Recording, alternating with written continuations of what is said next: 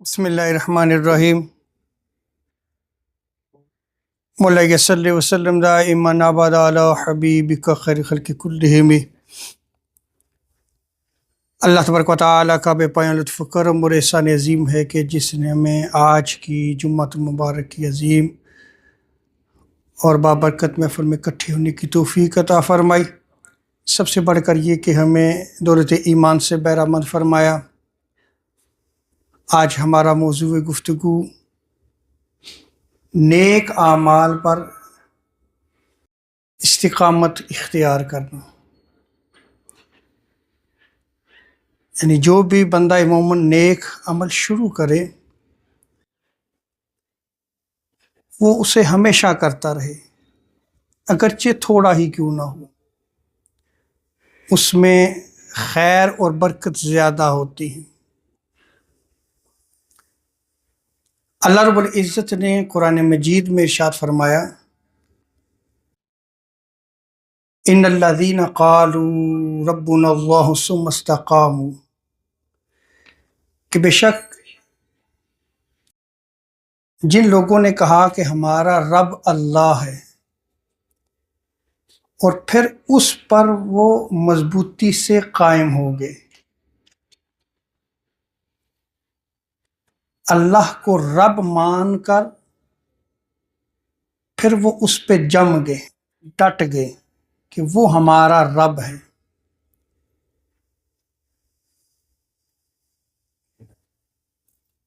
ثم استقاموا، اس پہ وہ ڈٹ گئے۔ جب وہ ڈٹ جاتے ہیں تو اللہ رب العزت فرماتا ہے تتنزل علیہم الملائکۃ، پھر ان پر فرشتے اترتے ہیں۔ جب آپ نے اللہ کو اپنا رب مان لیا اور پھر آپ اس پہ استقامت اختیار کرتے ہیں، ڈٹ جاتے ہیں، تو پھر کیا ہوتا ہے؟ فرشتوں کا نزول ہوتا ہے، پھر فرشتے نازل ہوتے ہیں۔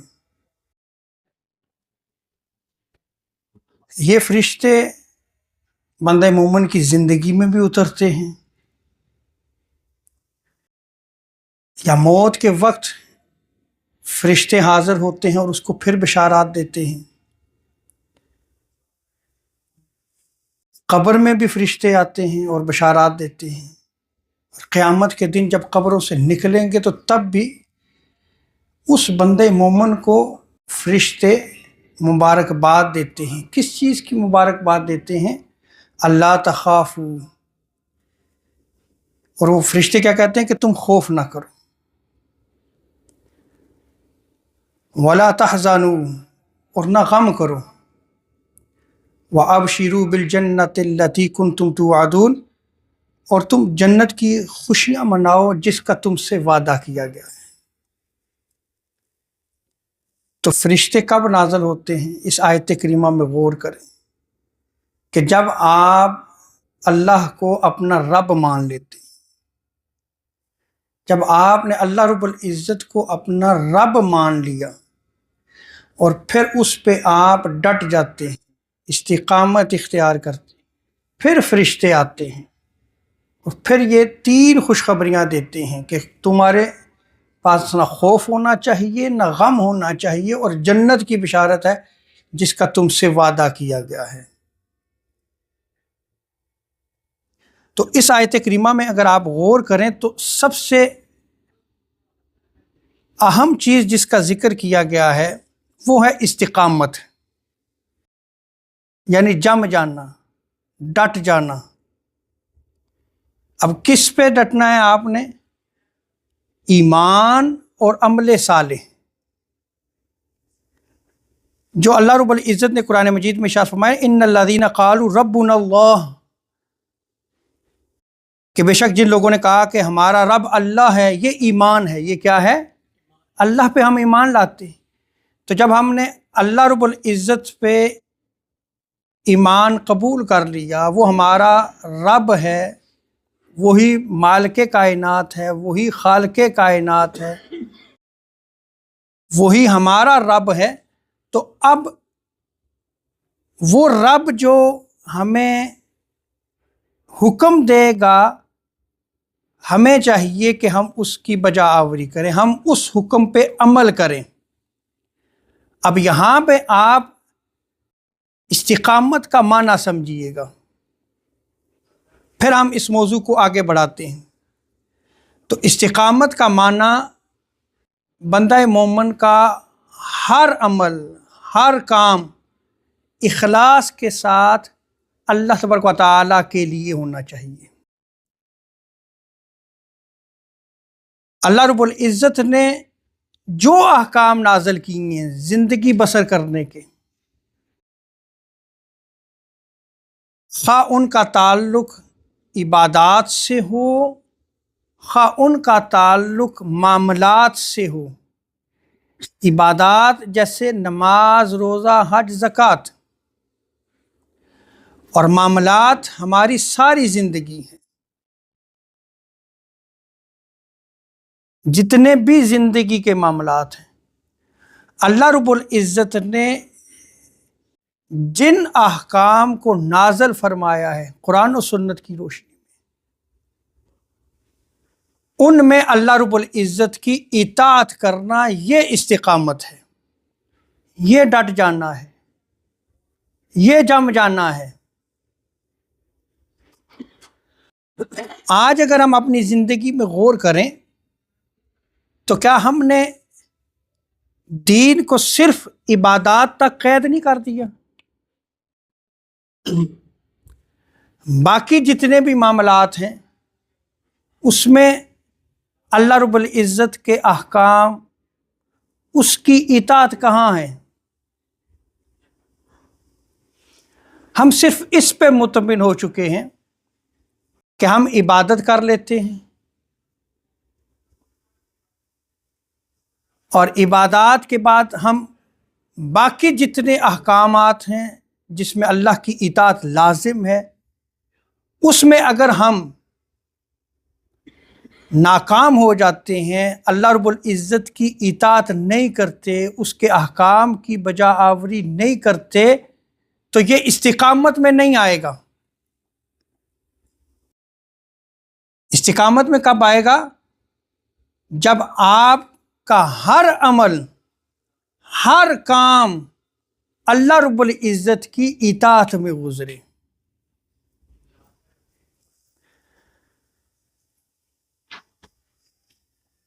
حضرت انس بن مالک رضی اللہ تعالی عنہ اس روایت کو نقل فرماتے ہیں، وہ بیان کرتے ہیں کہ حضور علیہ الصلوۃ والسلام نے یہ آیت کریمہ تلاوت فرمائی، اور پھر حضور علیہ الصلوۃ والسلام نے ارشاد فرمایا کہ اکثر لوگ کہتے تو یہ کلمہ کہنے کو کہہ دیتے ہیں کہ ہم رب تعالیٰ پہ ایمان لائے، ہمارا رب اللہ ہے، کہہ دیتے ہیں، لیکن اکثر اس کا انکار کر دیتے ہیں۔ اب اکثر انکار کیسے کرتے ہیں؟ کہ وہ احکام جو اللہ رب العزت نے مومنین کو عطا کیے ہیں، انسانیت کو عطا کیے، وہ ان پہ عمل نہیں کرتے، وہ اس پہ اللہ رب العزت کی اطاعت نہیں کرتے۔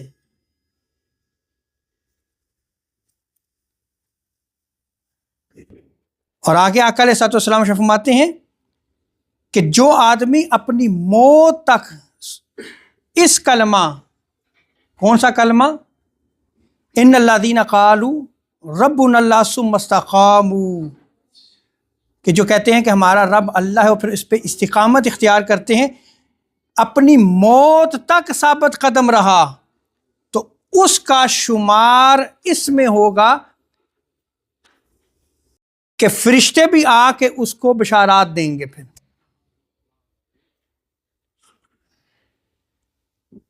پھر خواہ فرشتے اس کی زندگی میں آپ کے اس کو بشارات دیں، یا موت کے وقت دیں، یا قبر میں دیں، یا قبر سے جب نکلیں گے مومنین اس وقت جو ہے وہ اس کو بشارت دیں۔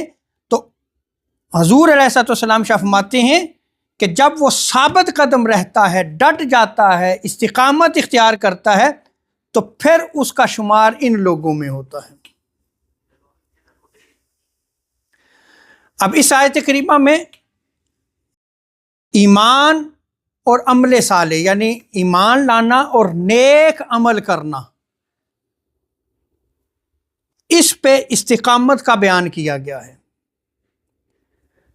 حضرت عمر فاروق رضی اللہ تعالی عنہ انہوں نے یہ آیت کریمہ تلاوت فرمائی، اور منبر پہ تلاوت کرنے کے بعد آپ نے اللہ رب العزت کی قسم اٹھائی اور ارشاد فرمایا کہ استقامت کا معنی یہ ہے کہ وہ بندہ ثابت قدم رہے، اس میں مستقل مزاجی رہے، جو کام اس نے شروع کیا ہے اللہ کی اطاعت میں وہ اسے ہمیشہ کرتا رہے۔ یہ استقامت کا معنی ہے۔ وہ جو اللہ کی اطاعت کر رہا ہے اس پہ پھر وہ ڈٹ جائے، پھر ادھر ادھر نہ ہو۔ اور حضرت عبداللہ ابن عباس رضی اللہ تعالی عنہما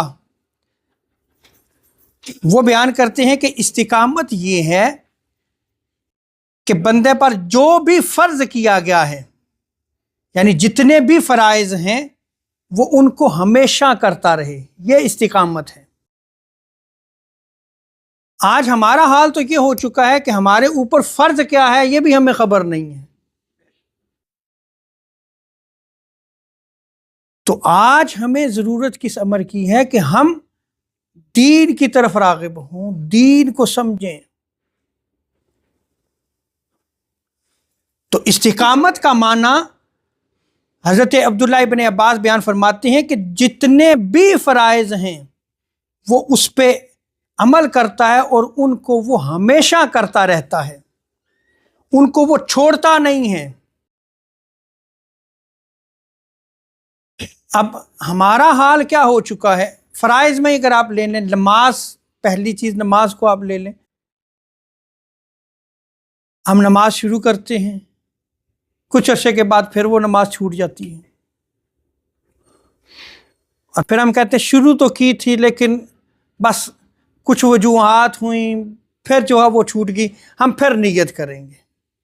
تو فرائض میں ہمارا یہ حال ہے، تو استقامت تو نہ رہے گی۔ وہ جو ڈٹ جانا ہے دین پہ اخلاص کے ساتھ اللہ رب العزت کے لیے، کہ جب آپ نے اللہ کو رب مان لیا تو پھر اس کے ہر حکم کی بجا آوری بھی تم پہ لازم ہے، پھر وہ کہاں گیا؟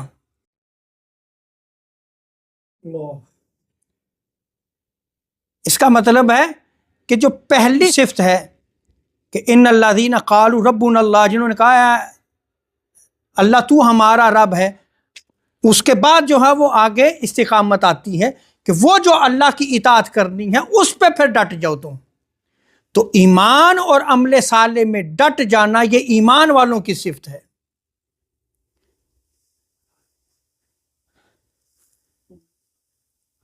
اور حضرت ابوالعالیہ وہ بیان کرتے ہیں کہ وہ عمل اور دین میں مخلص ہوتے ہیں، یعنی وہ جو بھی عمل بندہ مومن شروع کرتا ہے اس میں وہ کیا رکھتے ہیں؟ اخلاص رکھتے ہیں، اخلاص کے ساتھ پھر اس پہ ڈٹ جاتے ہیں۔ ان میں پھر وہ نمائش نہیں ہوتی، نمود نہیں ہوتی، دکھلاوا نہیں ہوتا، بلکہ کیا ہوتا ہے کہ دین کے ہر کام میں وہ مخلص ہو کر چلتے ہیں، اخلاص کے ساتھ چلتے ہیں۔ اور جب ان کے دین کے ہر معاملے میں، یہاں یاد رکھ لیں جب میں نے دین کا لفظ کہا ہے تو اس کی عبادات بھی آتی ہیں اور اس کے معاملات بھی آتے ہیں بندہ مومن کے، یعنی زندگی کا ہر گوشہ اس میں شامل ہوتا ہے۔ وہ اس میں اللہ رب العزت کی اطاعت کرتا ہے، اس میں وہ ذرا بھی جو ہے وہ ریا نہیں کرتا، نمود و نمائش اس کی نظر نہیں آتی۔ جب وہ اللہ رب العزت کی اطاعت کرتا ہے تو پھر اس پہ ڈٹ جاتا ہے۔ پھر وہ اس پہ صرف ایک روایت میں آپ کے سامنے نقل کرتا ہوں چونکہ وقت ہو چکا ہے، بخاری مسلم کی یہ روایت ہے حضرت سفیان بن عبداللہ ثقفی، وہ روایت کو نقل فرماتے ہیں۔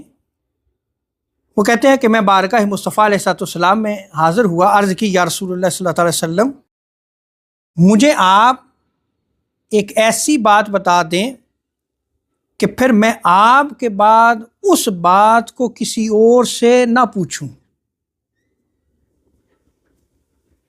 حضور کی بارگاہ میں جا کے انہوں نے یہ عرض کی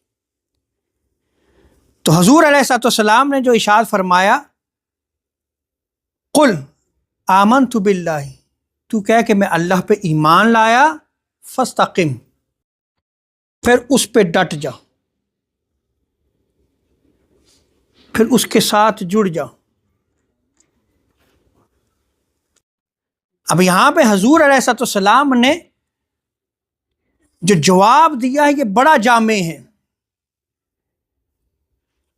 کہ اللہ رب العزت پہ تو ایمان لا، اور جو ایمان لایا ہے پھر اس کی اطاعت پہ تو ڈٹ جا، تیری ساری زندگی پھر اس پہ گزرنی چاہیے۔ وہ جو تو نے اپنی زبان کے ساتھ اقرار کیا کہ میں اللہ پہ ایمان لایا، اب اللہ پہ ایمان لایا ہے تو اللہ نے جو حکم دیے ہیں ان احکام پہ تو کیا ڈٹ جا، پھر اس پہ استقامت اختیار کر، اس کے ساتھ جڑ جا۔ گویا حضور علیہ الصلوۃ والسلام نے اس کو ایسی بات بتا دی کہ اب اس کو کسی اور سے کوئی اور بات پوچھنے کی ضرورت نہ رہی، کہ وہ جو اس نے یہ کہہ دیا کہ میرا رب اللہ ہے، اب جب رب اس نے اللہ کہہ دیا تو اس کے احکام کی بجا آوری، اس کی اطاعت اس پہ لازم ہو جائے گی اور اس پہ وہ ڈٹ جاتا ہے۔ اور مسند احمد بن حنبل کی روایت میں آتا ہے کہ پھر انہوں نے عرض کی یا رسول اللہ صلی اللہ علیہ وسلم، مجھے کس شے سے ڈرنا چاہیے؟ پہلے کیا پوچھا کہ ایک بات بتا دیں کہ میں اس کو کسی اور سے نہ پوچھوں، پھر فرمایا کہ مجھے کس شے سے ڈرنا چاہیے۔ اللہ اکبر۔ حضور علیہ الصلوۃ والسلام نے فاشار بیدہ الی لسانہ، حضور نے اپنی زبان کی طرف اشارہ کرتے ہوئے ارشاد فرمایا اس شے سے ڈرنا، یعنی زبان سے ڈرنا۔ دونوں چیزوں میں بڑی گہرائی ہے۔ یہ زبان بندے کو جنت میں بھی لے جائے گی، یہ زبان جہنم کا بندے کو ایندھن بھی بنا دے گی۔ جب پوچھا نا کس چیز سے مجھے ڈرنا چاہیے، فرمایا اس زبان سے ڈرنا۔ تو آپ اپنی زندگی میں غور کریں، کیا ہم ثم استقاموا کہ تم ڈٹ جاؤ دین پہ، جب آپ نے اللہ کو اپنا رب مان لیا ہے تو کیا اس پہ ہم ڈٹ جاتے ہیں، اس کی اطاعت پہ آ جاتے ہیں؟ اس کی جب اطاعت کرنی ہے تو پھر عبادات میں بھی، معاملات میں بھی، ہر جگہ ہر کام میں اخلاص کے ساتھ اس کی اطاعت کرنی ہوگی، پھر ڈٹ جانا ہوگا۔ اور دوسرا، ہمیشہ اپنی زبان کو کنٹرول میں رکھیں، یہ سب سے زیادہ خطرناک ہے۔ اگر آپ اس کی حفاظت کر لیتے ہیں تو گویا آپ اپنے آپ کو محفوظ کر لیتے ہیں۔ اسی لیے حضور علیہ الصلوۃ والسلام نے ارشاد فرمایا کہ جو خاموشی اختیار کرتا ہے، یعنی اپنی زبان کی حفاظت کرتا ہے، وہ نجات پا جائے گا۔ اللہ رب العزت ہمیں دین کو سمجھنے کی توفیق عطا فرمائے۔ وما علینا الا البلاغ المبین۔